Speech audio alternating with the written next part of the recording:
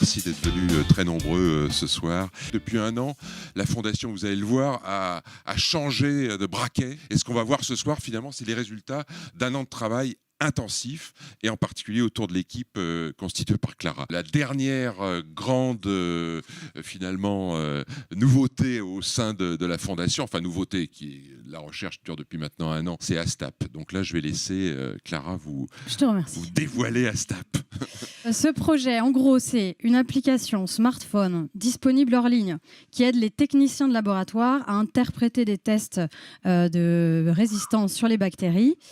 Cette application utilise le traitement d'images et l'intelligence artificielle pour pallier le manque de ressources humaines disponibles et expertes sur le terrain. Il y a des papiers dans des journaux scientifiques qui sortent à peu près tous les jours et on nous promet des diagnostics plus précis, plus rapides et de combattre la pénurie de spécialistes. Le potentiel de l'IA, il ne peut pas être réalisé sans construire la confiance des utilisateurs.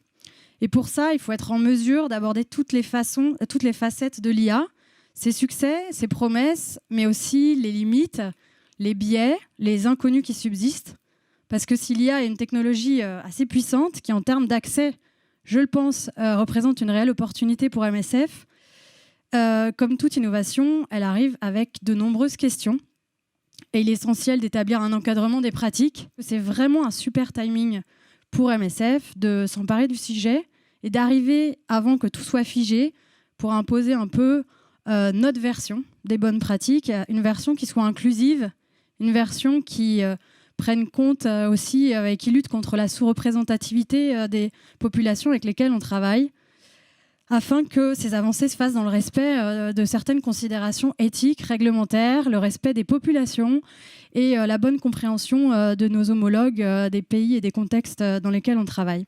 Pour nous, l'arrivée de cette technologie, c'est enfin une perspective concrète de sortir de ce qu'on appelle le traitement présomptif.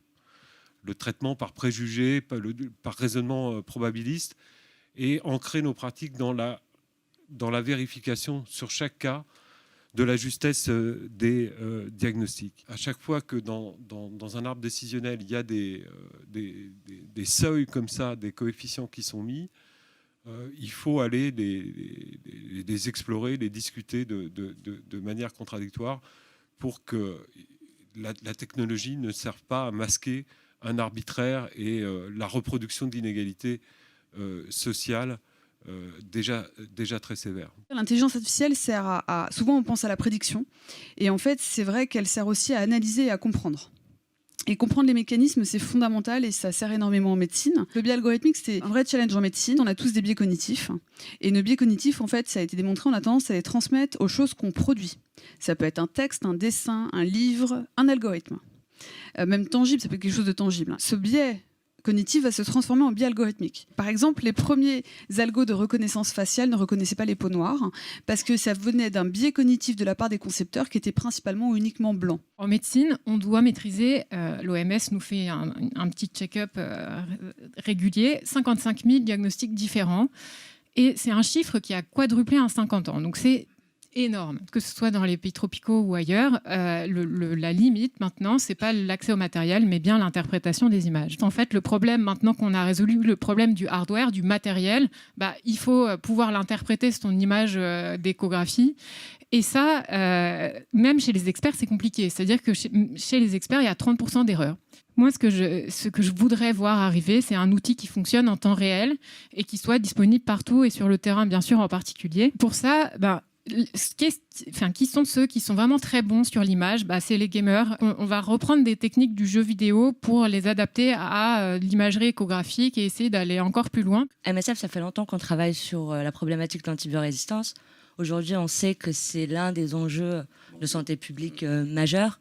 On sait que si on continue à ne pas rationaliser l'utilisation des antibiotiques, on va avoir 10 millions de morts par an à partir de 2050, et principalement sur le continent asiatique et africain. À travers notre expérience à MSF, que ce soit avec la mise en place de laboratoires de microbiologie MSF ou en supportant des laboratoires privés ou publics dans les différents pays, on s'est rendu compte que faire le test n'était pas la partie la plus compliquée, mais interpréter les tests et utiliser les résultats de la bonne façon, c'était la tâche la plus difficile. Avec l'expertise qu'on a réussi à acquérir à la Fondation, je pense que c'est un momentum où tout le monde est d'accord qu'il faut créer ce cadre, surtout légal.